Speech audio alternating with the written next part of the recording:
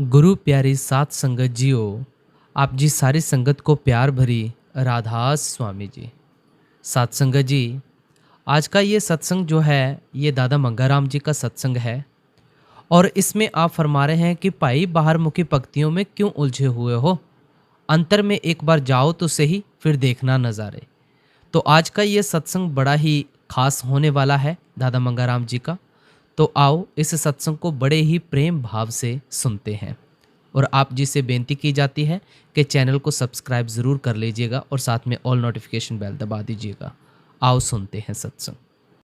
वाणी महात्मा कबीर साहब जी महाराज की।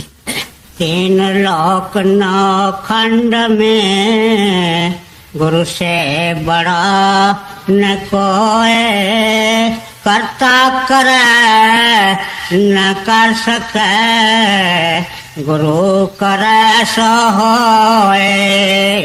तीन लोक नौ खंड में गुरु से बड़ा न कोई, करता करे न कर सके गुरु करे सो होए। यह महात्मा कबीर साहब जी महाराज की वाणी है। जब भी हम सत्संग के अंदर इकट्ठे होते हैं तो किसी संत महात्मा की वाणी हम सुनते हैं, ध्यान से सुनते हैं, प्यार से सुनते हैं, तो पता लगता है कि सारे संत महात्मा हमको पहले ये शिक्षा देते हैं कि इंसान का चोला जन्म परमात्मा के विशेष कृपा से मिलता है। अब ये देह मिली कृपा कर, स्वामी जी महाराज कहते हैं, अब ये देह मिली कृपा कर और उस कृपा का फायदा उठा। क्या कर?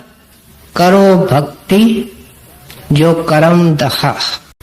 तेरे और परमात्मा के बीच में जुदाई कर्मों की है, इसको खत्म करने वाली मालिक की भक्ति है, मालिक से प्यार है। इस शिक्षा के ऊपर सारे संत महात्मा एक राय है।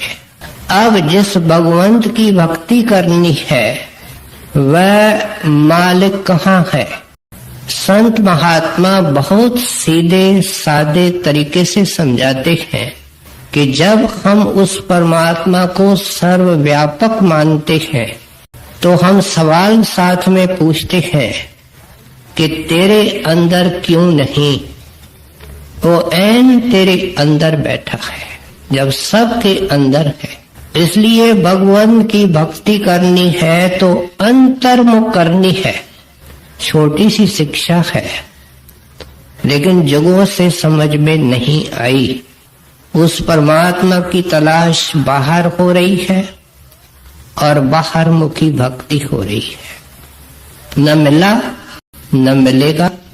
कबीर साहब कहते हैं कोई सुने और ले ले, लेने का प्रोसीजर बता रहे। कहते हैं उस परमात्मा का शरीर के अंदर निवास है तो किस हिस्से के अंदर है? महात्मा समझाते हैं आंखों से ऊपर वाले हिस्से में, जिसको आए दिन हम घट कहते हैं। सब कुछ घट में, बाहर नहीं। घट घट बाजी किंगरी। घट का जिक्र कोई संतों की वाणी है वो जरूर करेगी, क्योंकि सब दौलत उस घट के अंदर है। अब इस घट के अंदर वो रास्ता कौन सा है जो प्रीतम के पास जाता है? वह नाम का है, वह शब्द का है, अमृत का है। ये शिक्षा हम बार बार सुनते हैं। वह शब्द का है, नाम का है। अब यहाँ आकर के सवाल पैदा होता है कि उस सड़क पर हम कैसे कदम रखें, हम क्या साधना करें। महात्मा समझाते हैं उस सड़क में 5 प्रकार के शब्द मिलते हैं। मुसलमान दरवेश कहते हैं 5 प्रकार की नौबतें हैं, 5 प्रकार के नगमे हैं। अंग्रेजी महात्मा उसको 5 मेलोडीज कहते हैं। कहते हैं कि उसका जवाब सुन लो, और कबीर साहब इससे ही आरंभ करते हैं। आप फरमाते हैं 3 लोक 9 खंड में गुर ते बड़ा न कोय। अपने जाती तजुर्बे के आधार पर इन संतों ने वाणी लिखी है। इसमें कोई कथा नहीं, कोई कहानी नहीं, कोई मन को बहलाने वाली चीज नहीं, ठोकर मारने वाली है, जगाने वाली है, अपने असली वस्तु पाने की प्रेरणा है। सो इसलिए सारे संत महात्मा इस शिक्षा को दोहराते आए जब उन्होंने अपने गुरु की महिमा की। कबीर ने अपने लिए क्या लिखा? कबीर हम सब ते बुरे। ध्यान से सब बात सुननी चाहिए। यहाँ कबीर साहब अपनी महिमा नहीं कर रहे। कहते हैं मैं तो सबसे खोटा, मैं तो सबसे बुरा, लेकिन अब गुरु की कृपा हो गई है, मेरे गुरु की, और मेरी दृष्टि अंतर्मुख हो गई है। और वो दृष्टि शिव नेत्र से लेकर के, बल्कि स्मार्त मंडल से लेकर के सतलोक अनामी तक काम करती है। और मैंने देखा उस दृष्टि से, और देखता हूं।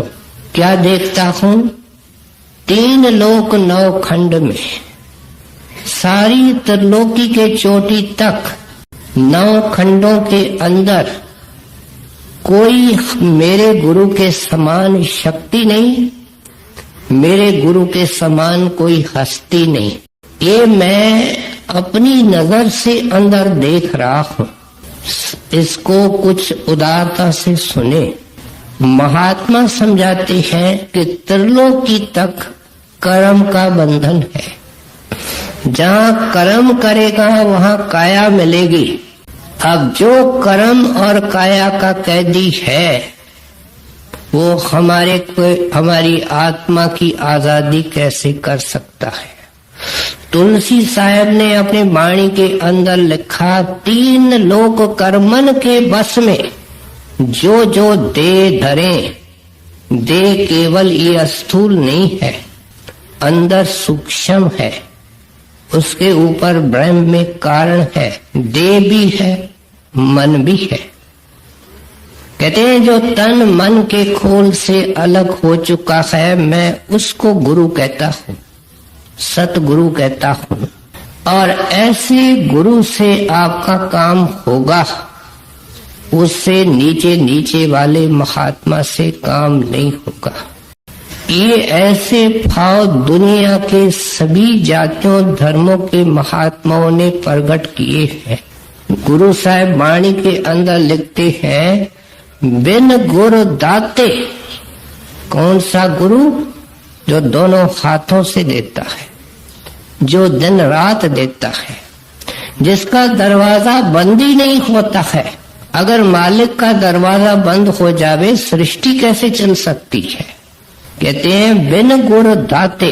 वाणी का एक एक लफ्ज मीनिंगफुल होता है।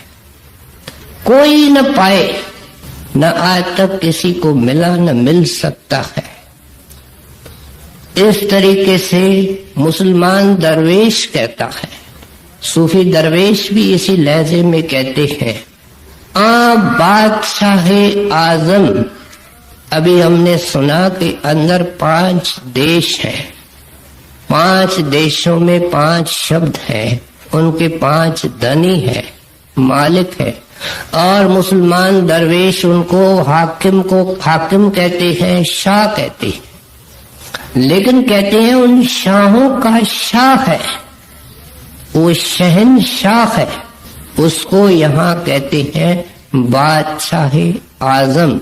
आजम का अर्थ है सबसे बड़ा, उसने अपने आप को इंसान के जामे के अंदर खुद रखा है, युक्ति से रख करके क्या किया है, दरे बूद बस्त मोहकम बड़ा मजबूत दरवाजा लगा दिया खजाने के बाहर, अंदर से बंद किया है उस दरवाजे को और उस दरवाजे के पीछे बैठ गया है।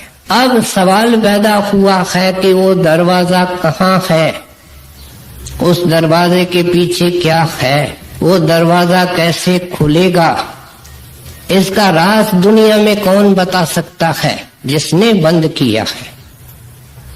इसलिए वो क्या करता है, इस जरूरत की पूर्ति करने के लिए पोशीदा दल के आदम इंसान का चोला पहन करके यह ने के बर दर आरत आके समझाता है कि प्यारे, ये दरवाजा शिव नेत्र में है, जहाँ हम तिलक लगाते हैं, बिंदी लगाते हैं, जहाँ हम सोच विचार करते हैं, हमारी उंगली अपने आप उस जगह में चली जाती है, क्योंकि वहाँ आत्मा और मन की गांठ है, जड़ चेतन की गांठ है। सो इसलिए आप समझाते हैं कि ऐसे महात्मा से काम होगा। बाइबल में क्राइस्ट ने साफ शिक्षा कर दी कि जख मारते रहो, तुम कभी परम पिता परमात्मा के पास नहीं जा सकते हो। आज तक तो नहीं गए हो, अगर उसे पास होते तो यहाँ क्यों होते। इसलिए कहते हैं he who does not know the son, ये संत महात्मा उस परमात्मा के रूप होते हैं, इनके अनेक लहजे होते हैं, उनको उनके प्यारे लाडले बेटे भी कहते हैं।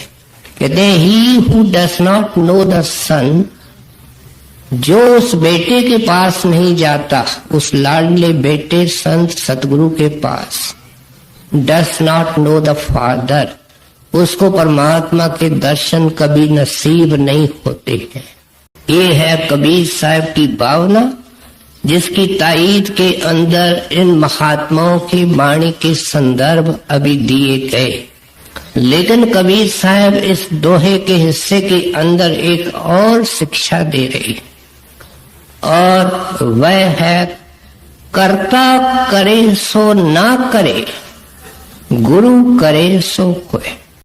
अब नए आदमी को ये शिक्षा अटपटी लगेगी कि ऐसी क्या बात है जो कर्ता नहीं कर सकता और गुरु कर सकता है।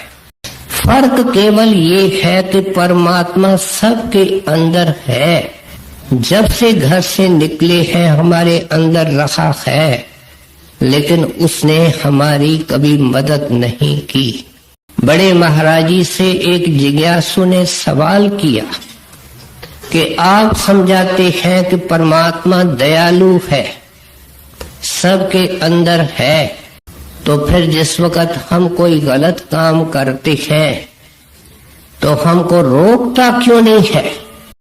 चोरी करते हैं, वहां को रोक क्यों नहीं लेता है? पर स्त्री के तरफ देखते हैं, आंख को बंद क्यों नहीं कर देता है? जब उल्टा सुल्टा बोलते हैं, जुबान को सील क्यों नहीं कर देता है?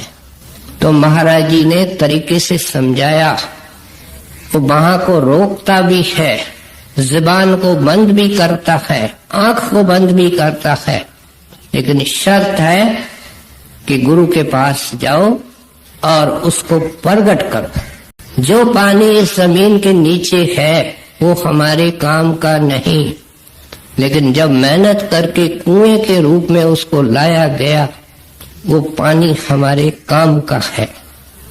वो पानी वही है जो नीचे है, नीचे के पानी की बुराई नहीं है, उसकी महिमा है। नीचे नहीं होता तो आता क्या ऊपर?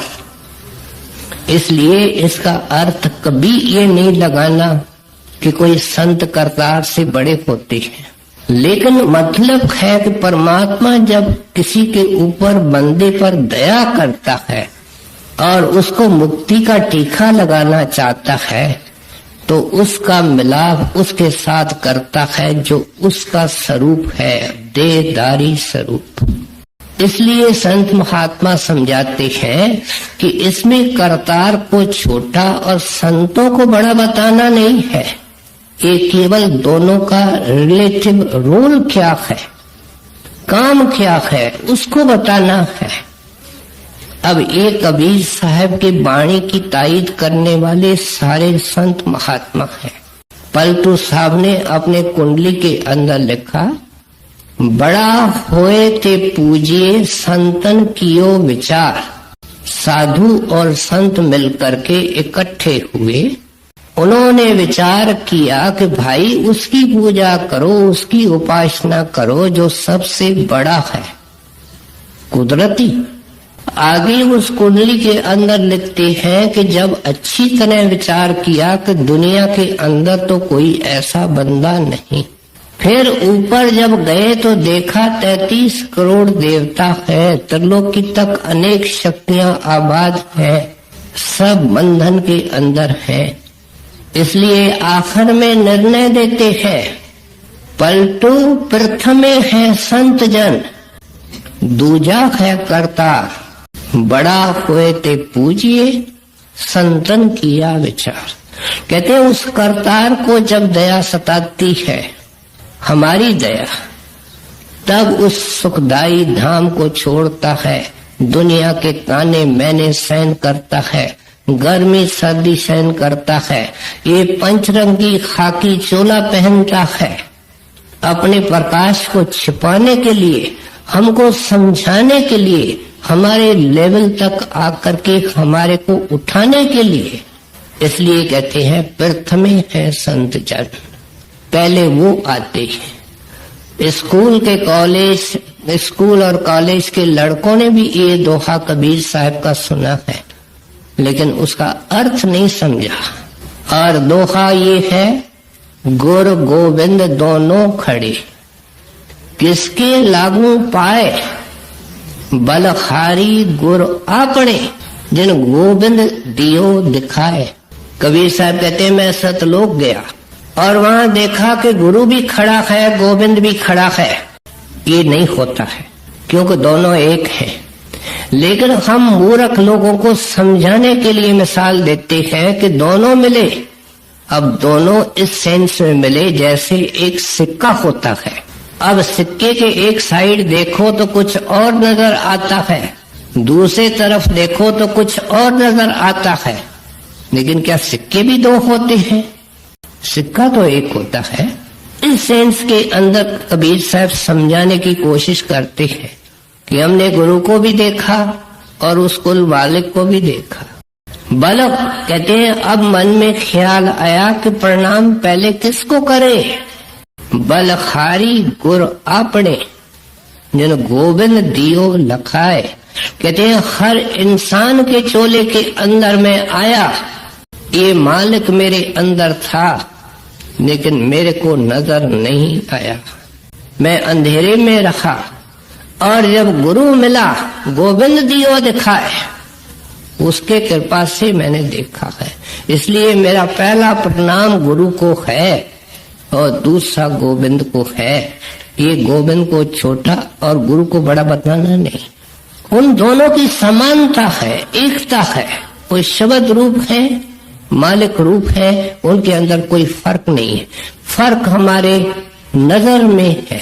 अब हमारे अंदर द्वैत है।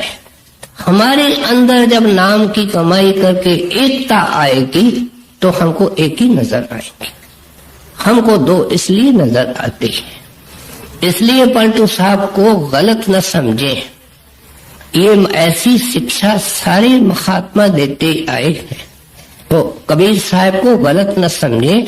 ऐसी शिक्षा सभी महात्मा देते आए हैं। गुरु है बड़ गोविंद से, मन में करो विचार। ए इंसान दिल खोल, तुमने दिल की खिड़की बंद रखी है। कहते हैं गुरु गोविंद से क्यों बड़ा है। एक और जगह समझाते हैं, हर सिमरे सो वार है, गुर सिमरे सो पार। कहते हैं सारी दुनिया उस राम को जपती है, मालिक को जपती है, लेकिन वार है। वार माना इस किनारे, रचना के किनारे है, गुर सिमरे सो पार। इस भवसागर के पार हमारा प्रीतम है और उसको पार करने वाला संत महात्मा है। लोहे के टुकड़ी को पानी के अंदर फेंक दो, देखते देखते डूब जाती है। ये है हमारी जुगों की जिंदगी, इतिहास। लेकिन उस लोहे के टुकड़ी को आप सागर में फेंकने के बजाय जहाज में फेंक दो, वो पार हो जाएगी। तो इसलिए आप समझाते हैं कि मेरे को सही अर्थों में समझने की कोशिश करो। मैं तो गुनहगार बंदा हूं, ना चीज हूं, मूर्ख हूं। जो महिमा है सो अपने गुरु की है। यहाँ गुरु आपने का जिक्र कर रहे हैं का मतलब गुजरे हुए महात्मा से नहीं होगा। महात्मा बहुत उदारता से समझाते हैं कि जितने चोटी के दरवेश हर जाति धर्म मजहब के अंदर हुए हैं वे महान थे, अति महान थे और अपनी मिशन लेकर के आए, जीवों का उद्धार किया। लेकिन अब वो बूंद के रूप में नहीं है, अब वो बूंद सिंध में लीन हो चुकी है और सागर का रूप ले चुकी है। उनके अंदर और करतार के अंदर कोई फर्क नहीं है। जैसे वो परमेश्वर हमारी सीधी मदद नहीं करता है, गुरु बन करके हमारी मदद करता है, इस तरह वो गुजरे हुए महात्मा भी मदद करेंगे तो किसी वक्त के महात्मा के द्वारा करेंगे। उनके मूर्ति के द्वारा, गीता उसके किताब के द्वारा तो नहीं पा सकता। उद्धव ने कृष्ण भगवान को अर्ज की थी, हमारे महाभारत में लिखा हुआ है कि भगवान मैं तो आपका दोस्त हूँ, दोस्ती के नाते मुझे ऊपर ले चलो। कहते हैं उद्धव तू नहीं जा सकता, इसके लिए तेरे को साधना करनी पड़ेगी। और इतिहास कहता है कि उद्धव ने जाकर के योग अभ्यास किया, साधना की। अब देखो जब भगवान चोले के अंदर मौजूद थे और उन्होंने अपने खास मित्र को ये कह दिया तो आज उनकी मूर्ति रख करके और उनकी गीता पढ़ के उनके घर में जाएंगे।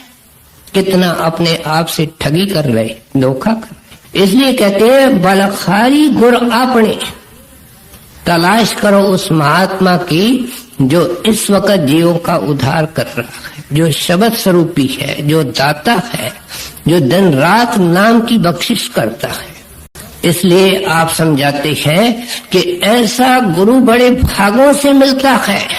किसी से पूछो भाई दुनिया के अंदर बड़े किस्मत वाला कौन है, मानो एक ये सवाल सर्कुलेट किया जाए कि इसका जवाब भेजो तो गरीब बोलता है धनवान किस्मत वाला है, बीमार बोलता है सेहत वाला किस्मत वाला है, और जिसको बच्चे नहीं है वो कहता है संतान वाला किस्मत वाला है, जिसको टांगे नहीं है वो कहते हैं दौड़ने वाला किस्मत वाला है, जो गवार है वो कहता है विद्वान किस्मत वाला है।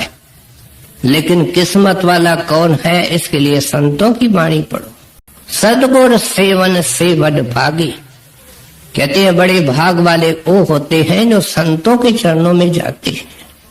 इसलिए कहते हैं अगर तुम्हारी तकदीर जागे, सभी बिंदुओं को कवर करते हैं कि अगर तेरी तकदीर जागे और ऐसा संत महात्मा मिले तो कहते हैं फिर कदरदान बनो।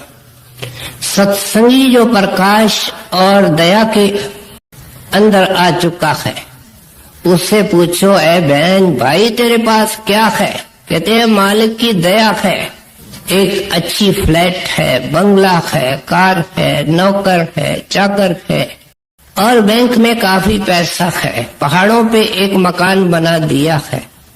कबीर साहब कहते हैं ये सब झूठ है, फना है, ये तेरा ही नहीं है, इसका वास्ता तेरे शरीर से है, ये सबसे बड़ा धोखा माया का है। तेरा क्या है, जाकी पूंजी सांस है, नित आवे नित जाए, तेरी पूंजी तेरी कैपिटल श्वास है। ए इंसान इसका पता तेरे को लगेगा अंत में ले, हम चाहते हैं कि तेरे को जिंदगी में पता लगे। और उस पूंजी को क्या कर, ताको ऐसा चाहिए रहे राम लिव लाए। वो सांस सांस के अंदर नाम जपने के लिए, राम जपने के लिए मिली है। हमारे घर के अंदर बिजली का बिल आता है, बड़े ध्यान से देखते हैं। पानी के बिल को ध्यान से देखते हैं कि कितनी बिजली और पानी खर्च हो रहा है। कभी परमारथ का पोता मेल लगाया? कितने दिन, कितने महीने, कितने साल हो गए दर्शन को, कितने साल हो गए नाम मिले को, कितना वक्त परमारथ में लगाया? क्या सांसों की कीमत हमने बिजली और पानी जितनी नहीं रखी? इसलिए तो खाली है, इसलिए तो खोखले हैं। संत महात्मा हमको कीमत बताते हैं कि तेरी असली पूंजी तो तेरे सांस है। ताको ऐसा चाहिए रहे राम लिव लाए। लिव का मतलब क्या है? अटूट प्यार। गुरु साहब ने इसको डिफाइन किया, एक खिन्न बिसरे जे तू स्वामी, जानो बरस 50। इतना मन के अंदर सिमरन ध्यान छा चुका है। कहते हैं मालिक दया करना, एक क्षण मात्र भी ये न भूले। अगर भूल गया हमारे ऊपर तो पहाड़ टूट पड़ेगा, हम कहीं के नहीं रहेंगे। और हमारे 10-20 साल किस तरह मन माया चाट गए, ये भी तो नक्शा हमारे सामने। कितना बाकी है वो भी खत्म हो जाएगा, सपना हो जाएगा। इसलिए कहते हैं कि लिव लगा करके रखो। महात्माओं ने जब कान पकड़ा तो कस के कान पकड़ा।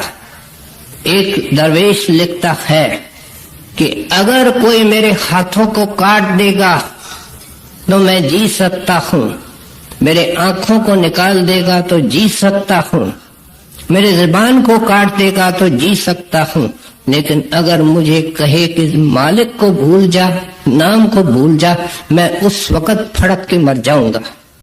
ऊंचे विचार संतों महात्माओं ने, जिन्होंने प्रीत लगाई है, लिव लगाई है, जिंदगी की स्टेक लगा करके, दाव लगा करके इस चीज को खरीदा और पाया है, ये उन महात्माओं की वाणी और शिक्षा है।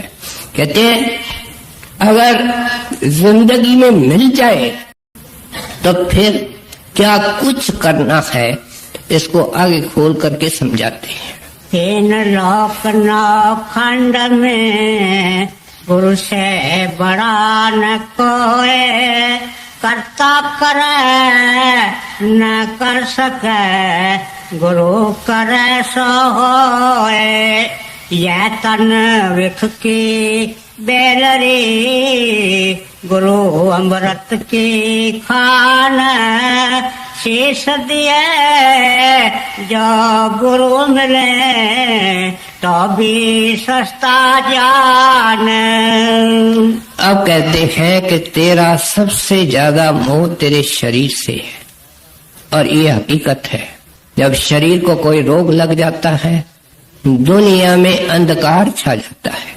सबसे बड़ा मित्र अगर हमारा है तो आईना है।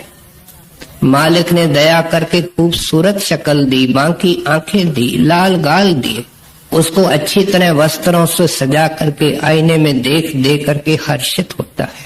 लेकिन कहते हैं मेरी नजर में क्या है, ये तो पेशाब पाखाने का पुतला है, इसके अंदर कुछ नहीं है।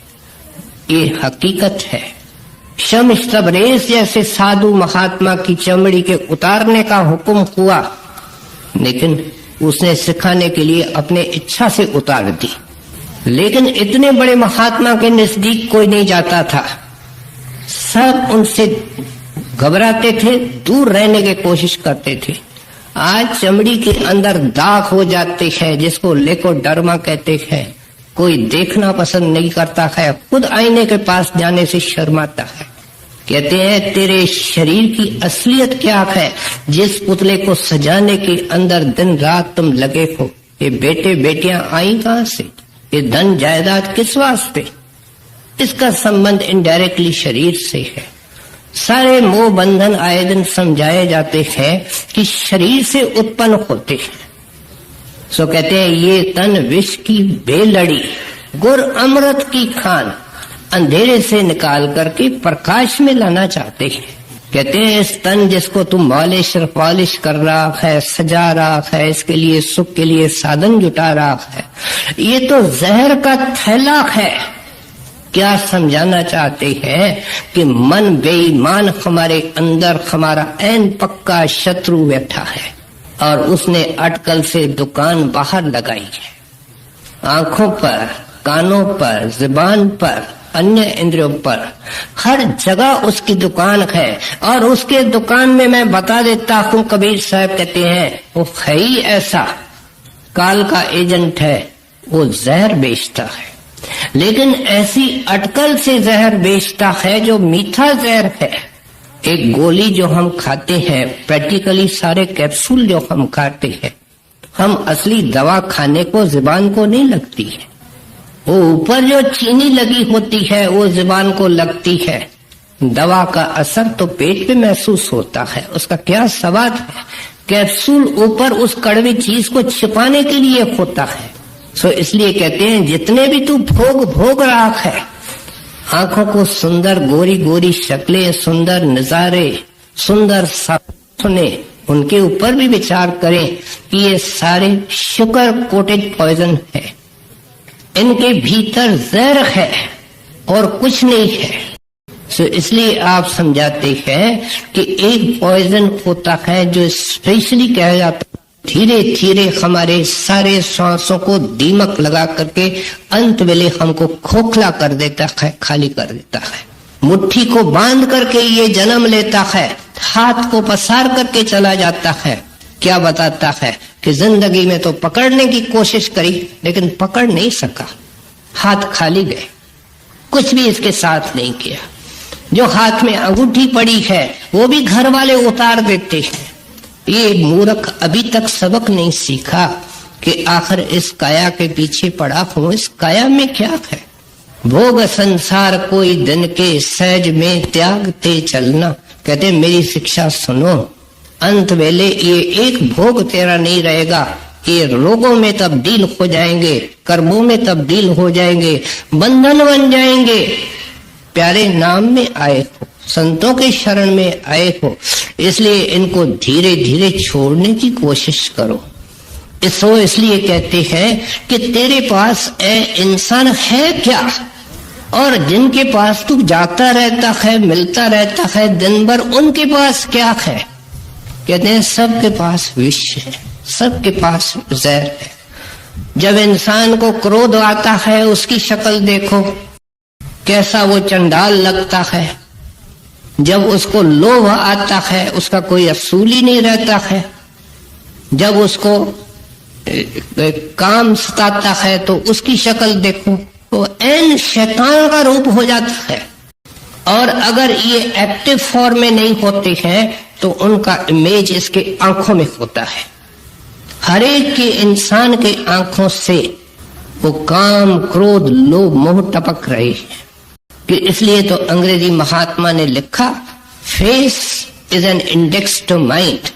जो तेरे मन के अंदर घटित हो रहा है उसका अगर आईना है तो वो तेरा शक्ल है, तेरा मुंह है।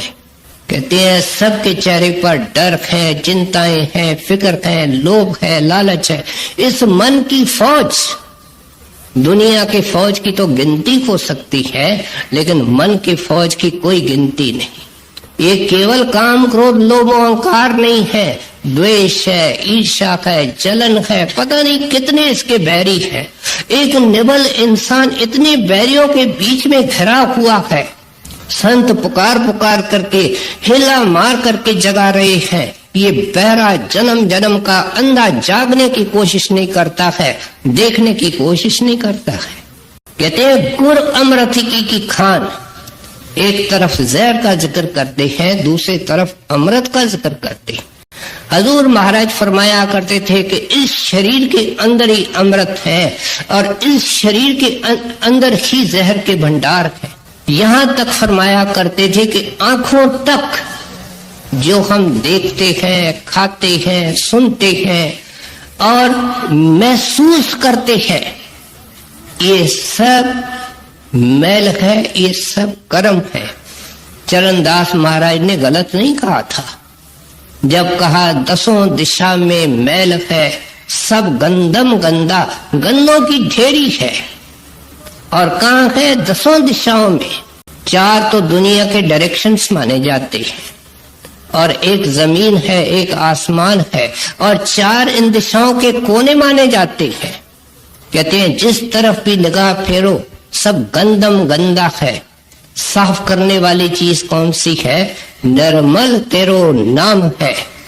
ऐ सत्संगी तेरे को तो मिल चुका है, इसलिए जो विसरे सो अंधा। मैं दुनियादार को दोष नहीं देता जिसको पता ही नहीं है। जिसको पता है कि नाम क्या होता है, नाम कैसे जपा जाता है, कोई लिहाज करते हैं। संत क्यों लिहाज करेंगे? जन्मों जन्मों के सोए हुए को बड़े जोर से हिलोर देते हैं, जगाने की कोशिश करते हैं। सो कहते हैं संतों के रोम रोम से, जैसे तेरे रोम रोम से विष रेडिएट होता है।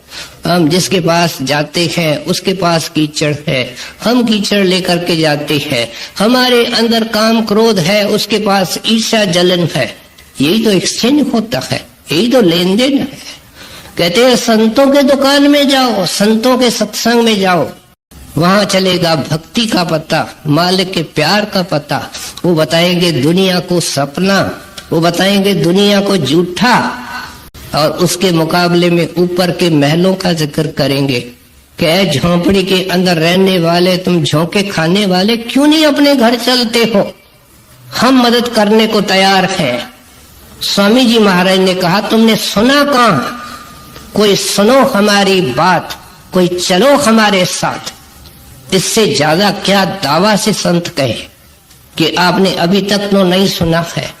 अगर सुनने का अवसर मिला है तो हम साथ लेकर के चलेंगे, आपको अकेला नहीं जाने देंगे। आपके कदम कदम के साथी, सांस सांस के साथी रहेंगे। सो इसलिए संत महात्मा समझाते हैं कि विश्व से निकल करके संतों के पास जाओ। वो अमृत आंखों से ऊपर शुरू होता है। संतों महात्माओं को अगर प्रेम से कोई देखना और सुनना शुरू करे, शर्त है प्रेम से, भाव से, तो उसको शांति मिलेगी, क्योंकि उसके अंदर शांति है। हमारे अंदर अशांति है, जिसके पास बैठते हैं उसको भी सेक देते हैं। उनके अंदर अनंत नाम के खजाने हैं, मालिक का प्यार है, मालिक की मालिक का नाम है, इसलिए उसी चीज को रेडिएट करते हैं। बर्फ को कहो तो बर्फ तो ठंडक ही रेडिएट करेगी, लेकिन आग को हाथ जोड़ करके भी कहो कि भाई तुम ठंडक रेडिएट करो, वो कहे मेरे पास तो गर्मी है। कहते हर एक दुनिया में गर्मी लेकर के फिर रहा है, जाओ उसके पास जिसके पास ठंडक है, शांति है, परमात्मा का नाम है, परमात्मा का प्यार है, जो परमात्मा का भक्त परमात्मा में समाया हुआ है। कहते हैं फिर जाकर के इधर न देखो उधर न देखो, शीश देकर गुरु मिले तो भी सस्ता जा। कहते हैं वो तेरे को तरीका देगा कि धीरे धीरे भोगों को कम करो, इच्छाओं का हवन करो, दुनिया के अंदर अपने आप को मेहमान समझो। हम पकड़ने के लिए तैयार है एक शिक्षा, सिंपल शिक्षा कि हम आज के मेहमान हैं।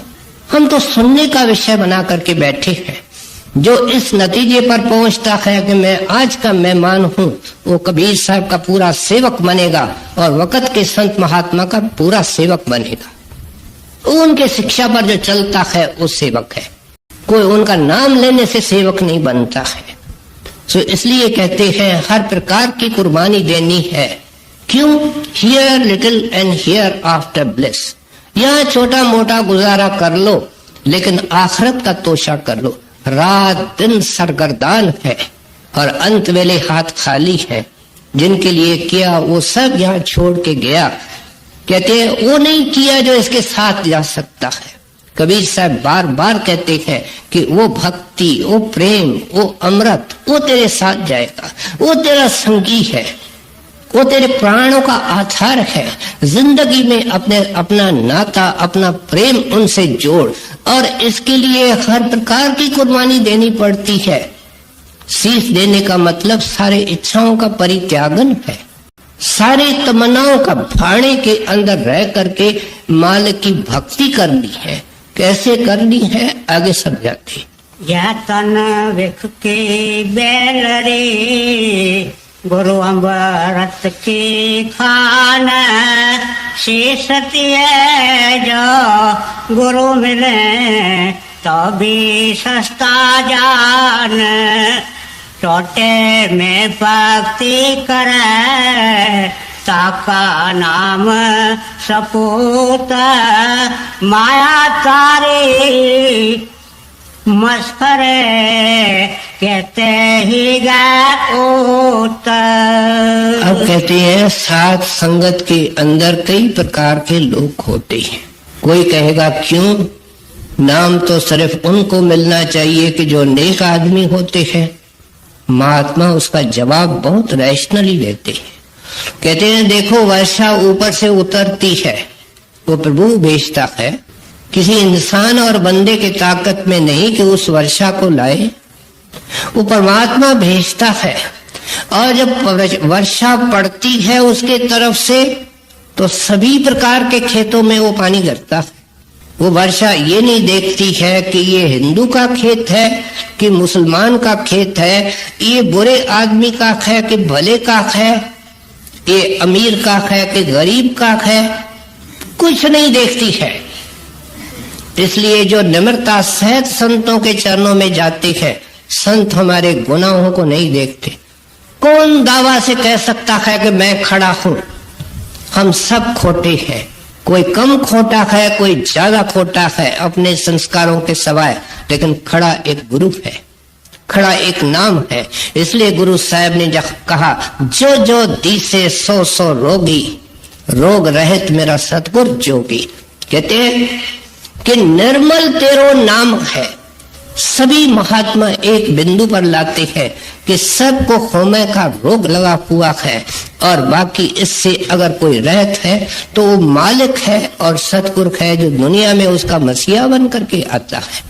सो इसलिए कहते हैं इस तरह संतों के नाम का दरवाजा होता है और उनको नाम मिलता है जिनको पूर्व जन्म के अंदर कोई संस्कार होता है, जिसको धुर कर्म कहते हैं। क्या मानो कोई भी दुष्ट है लेकिन किसी संत महात्मा का भावना से श्रद्धा से जाकर के दर्शन करता है, कहते हैं महात्मा बहुत सुंदर लेकिन मेरी मजबूरियां हैं। कहते हैं वो जाकर के अगले जन्म में संतों के दरबार में पहुंचता है, सत्संगी बनता है, लेकिन उसके अवगुण उसके साथ चिपके होते हैं। इसलिए कहते हैं सत्संग के अंदर आने से पहले आपको तरह तरह के लोग मिलेंगे, लेकिन ये बहाना नहीं हो सकता कि ना मिलने के बाद भी उन अवगुणों को बनाए रखना है, एक एक को छोड़ना है। क्योंकि साफ सुथरे बर्तन के अंदर ही हम खाना खाते हैं, दूध पीते हैं, इस्तेमाल करते हैं। उस हृदय के अंदर प्रेम और भक्ति और मालिक का दर्शन आ ही नहीं सकता है जो दुनिया के आलाइश और गंदगी से गंदा खुराक है। सो इसलिए आप समझाते हैं कि गिने चुने लोग होते हैं जो संतों के शिक्षा का जिंदगी के अंदर लाभ उठाते हैं और बाकी तो गुरु को ताना दिलाने वाले होते हैं। हम जानते हैं कि ये राधा स्वामी है, किस तरीके से घर में चलता है, ये भी हम जानते हैं। चोरियां ठगियां कितना करता है, ये भी हम जानते हैं। बहू को निकाल दिया, बेटी को ऐसा कर दिया। ऐसे सत्संग से हमको क्या लेना है? उनके नसीब में ये चीज होती है। जब हम किसी फौज के बहादुरी को देखते हैं तो उस फौज का हिस्सा मेहतर भी होते हैं, खाना पकाने वाले भी होते हैं, लेकिन उस फौज का शान उनके कमांडरों से होता है। और वो कमांडर कौन है? टोटे में भक्ति करे। कहते हैं ऐसे प्यारे आपको मिलेंगे जिनके जिंदगी के अंदर हवा उल्टी लगती है तो दुगने शौक से प्यार करते हैं। हवा दो किस्म की लगती है, एक उल्टी लगती है। जब हम किसी फौज के बहादुरी को देखते हैं तो उस फौज का हिस्सा मेहतर भी होते हैं, खाना पकाने वाले भी होते हैं, लेकिन उस फौज का शान उनके कमांडरों से होता है। और वो कमांडर कौन है? टोटे में भक्ति करे। कहते हैं ऐसे प्यारे आपको मिलेंगे जिनके जिंदगी के अंदर हवा उल्टी लगती है तो दुगने शौक से प्यार करती है। हवा दो किस्म की लगती है, एक उल्टी लगती है, एक सुलटी लगती है, सुख और दुख। कहते हैं समुद्र के अंदर किश्तीबान किश्ती चलाता है और 12 महीने चलाता है, उसको हवा फेवरेबल मिलती है, सुलटी मिलती है तो आराम से किश्ती चलती है। लेकिन किश्तीबान उसको नहीं कहते हैं जो उल्टी हवा को देख करके अपनी किश्ती को सागर में नहीं उतारता है। सो इसलिए कहते हैं ये नदी सुख और दुख की से बनी हुई है। इसके अंदर प्यारे दुखों के अंदर घबरा करके तुम उस असली परमार्थ को छोड़ देते हो, नाम के कमाई को छोड़ देते हो। ये कहां तक मुनासिब है? कहते खाना तो नहीं छोड़ते हो। देखो ये सब देखने का एक तरीका होता है। आपको ऐसे बहन भाई मिलेंगे जिनको नाम मिला है और वो शहर के ऐन बीच में रहते हैं, उनको सत्संग में आने की फुर्सत नहीं। ये क्या है? किस्मत फूटी हुई। और कहते हैं अगर आते हैं तो उसको रस्म समझ करके आते हैं कि जाओ भाई दुनिया के अंदर तो झंझट है। कई लोग और ख्याल से आते हैं, तरह तरह के लोग मिल जाते हैं, अनेक जगह जाने के बजाय एक साथ मिल जाते हैं, दुनिया के काम हो जाते हैं। कोई कहता है बिजनेस मिल जाता है, कोई कहता है सस्ता खाने पीने को मिल जाता है। कहते हैं ये बुद्धू कहाँ जाएगा, इसको सत्संगी कौन कहता है? ये क्या है? पर कबीर साहब कह रहे हैं मायाधारी मस्करा है, ये सत्संगी नहीं है। और दूसरी तरफ कहते हैं टोटे में भक्ति करे, प्यारे भी होते हैं, कमांडर भी फौज में होते जो उसका शान बढ़ाते हैं। और कहते हैं दुख हो सुख हो, मान हो अपमान हो, जो आदमी अपनी महिमा सुनना चाहता है वो परमार्थ से कुछ नहीं पाएगा। क्यों? कि जो जब उसका अपमान होगा उसका माइंड विचलित हो जाएगा। अब दुनिया के अंदर मान अपमान, अमीरी गरीबी, दुख सुख, ये तो आता रहता है। इनका उत्तर एक है और वो भाना है, मालिक की मौज है। जैसा भी बन आवे उसमें उसके अंदर रह करके नाम की कमाई करनी है। यहाँ पहुंच करके कोई ये सवाल करे कि उस दुख को हटाने की कोई कोशिश ही नहीं करनी है, सूझबूझ से काम लेना है, सिद्धांतों पर रहना है। इसलिए गुरु साहब ने वाणी के अंदर लिखा उद्यम कर दिया आवे खार तो मानो भाड़ा करतार। कहते हैं तुम्हारे पास संकट है, तुम उद्यम करो, कोशिश करो, डॉक्टर को बुलाओ और अपना यत्न करो, लेकिन उसके बाद भी हार आती है, क्या कामना इच्छा पूरी नहीं होती है, तो मानो भाड़ा करतार। माना कोशिश को उन्होंने नहीं छुड़ाया, जायज कोशिश, असूलों के अंदर सिद्धांतों पर रह करके कोशिश। इंसान का नाम पुरुष है इसलिए पुरुषार्थ की उम्मीद की जाती है, लेकिन सिद्धांतों पर रह करके, लेकिन इसके कारण नाम की कमाई को नहीं कुर्बान करना। कहते हैं ये गुरु का प्यारा होता है, ये पाने का तरीका होता है। टोटे में भक्ति करे ताका नाम सपूत, माया तारी मस्करे कहते ही गए ओत। पैबिन पावना उपजै पैबिन होए न प्रीत, जब हृदय से बह गया मिट्टी सकल रस रीत। अब ऐसे प्रेमी के अंदर कहते हैं भय भी होता है और भाव भी होता है। क्या डर भी होता है और प्रेम भी होता है। डर किस चीज का होता है? उसको दुनिया के किसी व्यक्ति के जाने, किसी चीज के आने का या जाने का डर नहीं होता, वो तो उनसे बहुत ऊपर उठ जाता है। अभी तो जिक्र करके आए, ये सीढ़ी की पौड़ियां हैं जो कड़ियां हम सुन रहे हैं, अभी भाड़े का तो जिक्र करके आए। कहते हैं भाड़े के अंदर रहने वाला आदमी डरता है किस चीज से है? कि मेरा जो गुरु ने मेरे सामने लक्ष्य रखा है कि मैं यहाँ बैठा हूँ, तेरा इंतजार करता हूँ, दोनों हाथों से दूंगा, छाती से लगाऊंगा, अलग नहीं होने दूंगा, आओ मेरे पास, क्यों जल रहे हो? कहते हैं वो मेरा काम नहीं हो रहा और दिन निकलते जाते हैं, समय का चक्कर बेलिहाजी से चलता रहता है। किस वक्त भी ये चक्कर रुक सकता है। जब रुकता है कि कोई रोक उसको मदद कर सकता है? कोई बीमारी नहीं, आराम से सोया। सुबह को नौकर चाय लेकर के गया, साहब चाय, साहब चाय, कोई जवाब नहीं, साहब चले गए। कहते हैं भाई ये तुम दुनिया के अंदर सुनते हो, पढ़ते हो, इसलिए कहते हैं कि ये डर इसको रहता है कि दिन तो खिसकते जाते हैं और नाम की कमाई नहीं होती है। एक दरवेश से पूछा गया कि तेरे मिजाज शरीफ कैसे है, जैसे हम पूछते हैं आपकी तबीयत कैसी है। कहते हैं उसके मिजाज को और तबीयत को क्या पूछना, जिसके श्वास तो कम हो रहे हैं और पाप बढ़ रहे हैं। क्योंकि जिस घड़ी के अंदर नाम से हम अलग हैं, हमारा कर्म बनता है और ये सत्संगी का भी बनता है, और जो कर्म बनता है उसको भोगना भी पड़ता है। ये कोई लिहाज नहीं रखा गया कि सत्संगी को नहीं भोगना पड़ेगा, जो करेगा वो भोगेगा।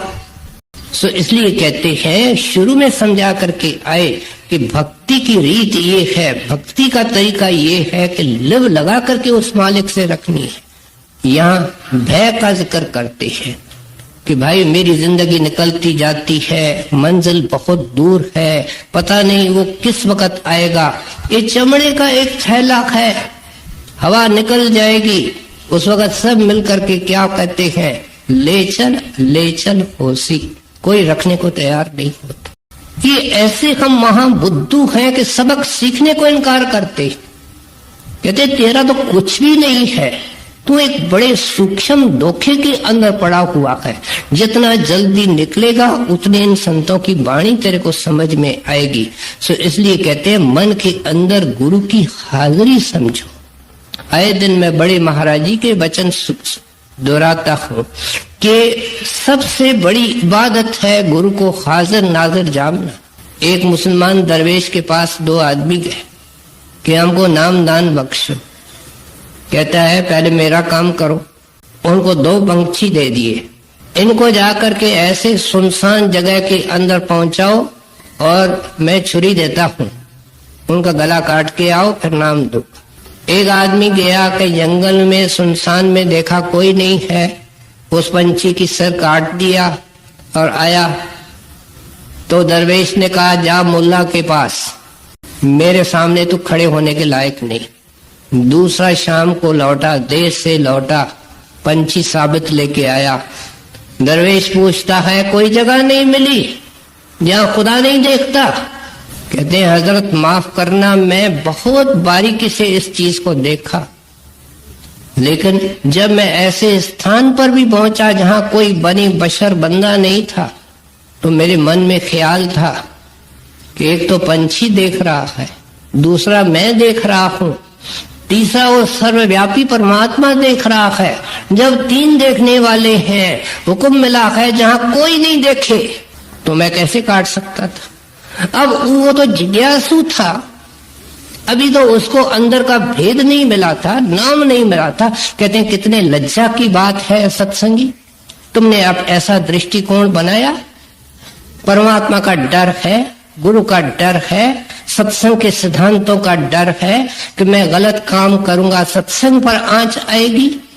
कहते हैं ये जो गुरु का प्रेम कैसा पैदा हो, बार बार हर एक बहन भाई पूछता है। कहते हैं उसका पहला स्टेप ये है कि गुरु की मौजूदगी महसूस करो और डर महसूस करो, उससे भाव पैदा होगा, उससे प्रेम पैदा होगा। ये जुगल जोड़ी है, एक साथ जाते हैं। गुरु साहब एक बहुत सुंदर मिसाल देते हैं, ये भय और भाव की कॉम्बिनेशन कैसी है। कहते हैं सुंदर आंखों बेहद और उसके अंदर तरीके से काजल डाला जाए तो उसकी शोभा दुगनी हो जाती है। जिसके अंदर भाव है और भय है, कहते हैं वो तो गुरु के राह में चलता है। मौलाना रूम साहब इसको और तरीके से कहते हैं कि तुम प्रीतम की तरफ चल रहे हो, मैं तेरे को चलने का तरीका बताता हूं। कहते हैं नजर सामने रखो और नजर में भाव रखो, नजर में प्रेम रखो, पैरों में डर रखो और संभल संभल करके इस रास्ते पर चलो।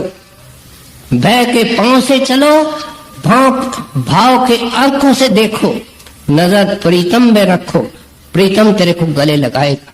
सो इसलिए कहते हैं कि ये संत महात्मा हमको कहते हैं कि हरदम उस मालिक को, गुरु को, नाम को हाजिर नाजिर जान करके, दाव जिंदगी का लगा करके, श्वास श्वास का लगा करके इस चीज को खरीद कर लो प्यारे।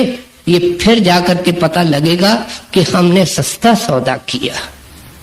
बिन पावन उपजै, बिन होए न प्रीत, जब हृदय से पै गया मिट्टी सकल रस रीत। जैसा अन्न जल खाई है तैसा ही मन होए, जैसा पानी पीजिए तैसी बानी सोए। कहते हैं जिंदगी बड़े संभल संभल करके निकाल दी है। जहाँ बैठा वहाँ पानी पी लेता है, जहाँ बैठा कहते हैं भाई खाने का वक्त है, खाना खा के जाओ। इसका नाम कहते हैं, कबीर साहब कहते हैं सत्संगी नहीं, बल्कि उसको कितनी भूख हो बहाना करता है, पेट खराब है, खाया हुआ है, क्योंकि क्या पता उसका कमाई का सोर्स कैसा है। सत्संगी बहन भाई की तो ये दुर्गति होती है कि सब्जी पड़ोसी के घर में भेजती है और किस उम्मीद से कि उसकी सब्जी मेरे पास आएगी, एक के बजाय 2 सब्जी हो जाएगी, और पड़ोसन को भेजती है, हर एक के पास 3 सब्जी हो गई। कहते हैं कहाँ खड़ा है। यहाँ तो कबीर साहब कहते हैं जैसा खाओगे ऐसे मन की हालत बनेगी। मन को तो अति सूक्ष्म करना है, बारीक करना है। महीन मन से ही नाम की कमाई हो सकती है। तू तो जहाँ मिलता है वहाँ खा लेता है, जहाँ पानी पीने को मिलता है वहाँ पी लेता है। पता नहीं 10 दोस्तों के पास सत्संगी फिरता है, 10 कोको कोला पी लेता है, पता नहीं क्या क्या कर लेता है। सोचता ही नहीं है कि संतों की वाणी का डायरेक्शन क्या है, शिक्षा क्या है। कहते हैं जिसका पानी पीते हो उसका असर मन पर होता है, और जैसा मन होता है ऐसा तेरा भजन है, और अपने भजन का हाल भी तू बखूबी जानता है, मेरे को कुछ कहने की जरूरत नहीं है। एक साधु का जिक्र करते हैं, थोड़ा बहुत साधना करता था, अच्छा अभ्यासी था, जंगल से जा रहा था, प्यास लगी, देखता है कुआं है, कहता है चलो पानी पी लेते हैं। वहां डोल रखा था, रस्सी रखी थी, निकाल करके पानी पिया। पानी पी करके 2 मिनट लगे, मन में ख्याल आया कि इस डोल और रस्सी को लेकर के आगे क्यों न चले, शायद ऐसा कुआं आवे जहां डोल और रस्सी नहीं मिले। लेकिन अति शुद्ध विचारों वाला साधु था, एकदम चौंक गया। थोड़ा आगे चला तो उसको एक विचार आया, लौट करके वापस आया, पास में गांव था, पूछता है कि ये कुआं किसका है। कहते हैं सर ये तो साधु जी ये तो कुआं एक चोर था, पहले बहुत उसने चोरी डकैती की, खूब पैसे इकट्ठे किए, अब उसको कोई चोर डाकू नहीं कहता है, वो तो फलाने सेठ के नाम से मशहूर है, उसने कुआं खुदवाया है। ये है चोरी का कमाया हुआ धन, जिसका पानी उसने पिया और एकदम विचार उत्पन्न हुआ कि डोल और रस्सी लेकर के चलो। कहते तू कहाँ जाएगा, जिसके सिर पर बोझ 1 मन रखा है तो एक छटांग रखो, उसको तो कुछ पता नहीं चलता, लेकिन जिसका सिर खाली है उसके ऊपर रत्ती रखो तो महसूस करता है। ये क्या रखा है ऊपर। कहते तुमने कभी बोझ उतारने के बजाय तो हमेशा बढ़ाते रहते हो। इस सारी वाणी की थ्रस्ट ये है कि बोझ ही तेरे को परमात्मा से और गुरु से अलग करके बैठे हैं, नाम का रस नहीं देने देते हैं, परमार्थ का पूरा लाभ लेने नहीं देते हैं, बोझों को उतारने के बजाय इनको बढ़ाते जाते हो। तो इसलिए कहते हैं कि हक हलाल की कमाई करो। ये कहता है 8 घंटे नौकरी करता हूं और क्या करता हूं, पूरी हक की कमाई तो है, लेकिन ये अर्थ नौकरी हक की कमाई का नहीं है। 8 घंटे दफ्तर में तो जाना है और पूरी ईमानदारी से काम करना है। कोई पैसा, आजकल तो हर एक टेबल पर पैसा है, रिश्वत है।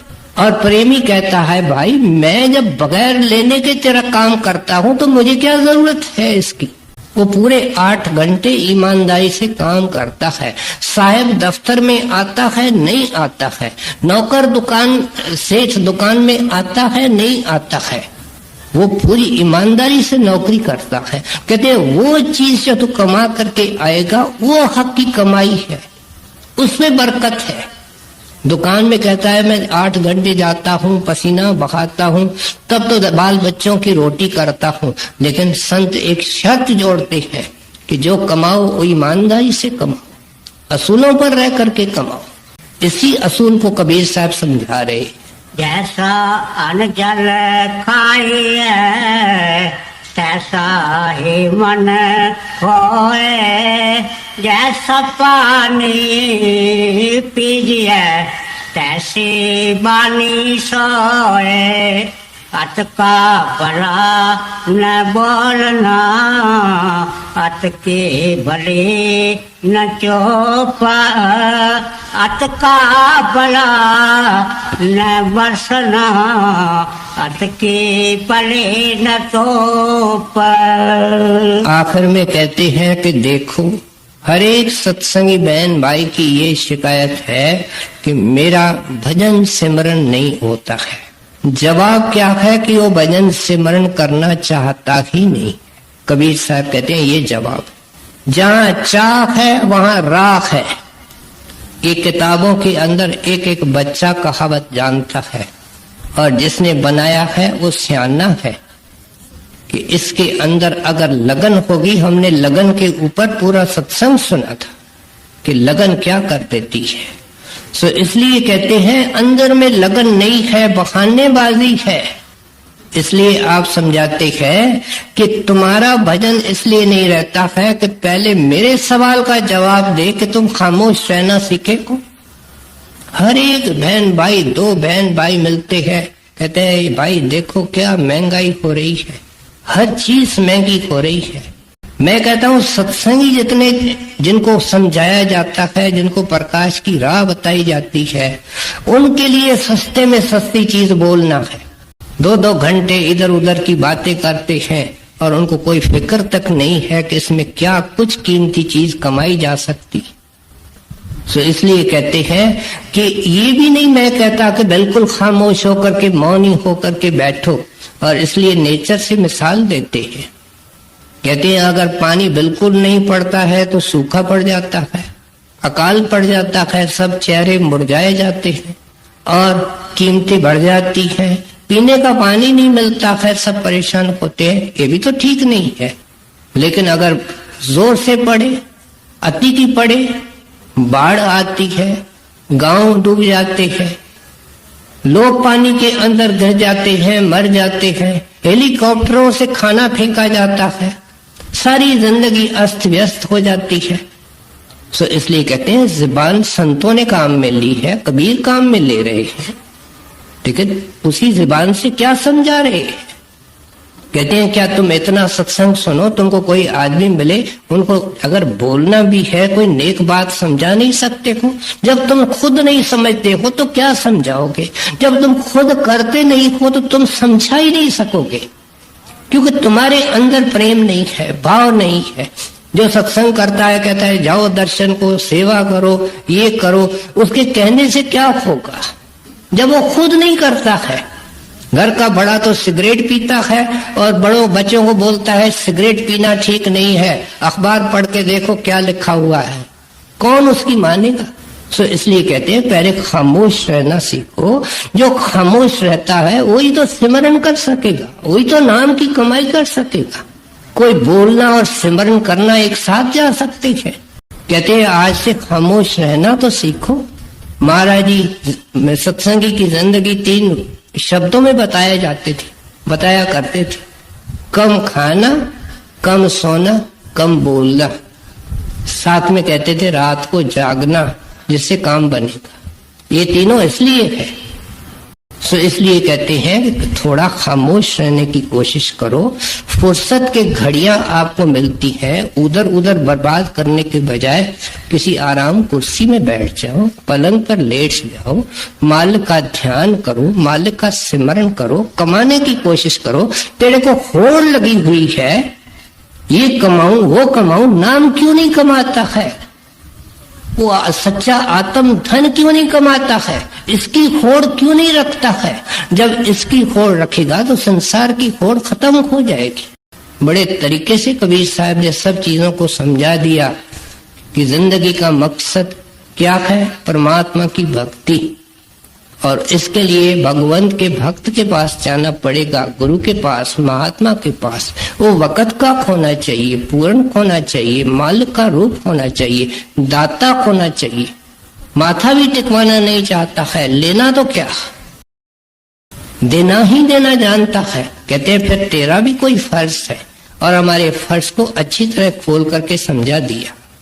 अतका भला न बोलना, अतके भले न चौप, अतका भला न बरसना, अतके भले न धूप।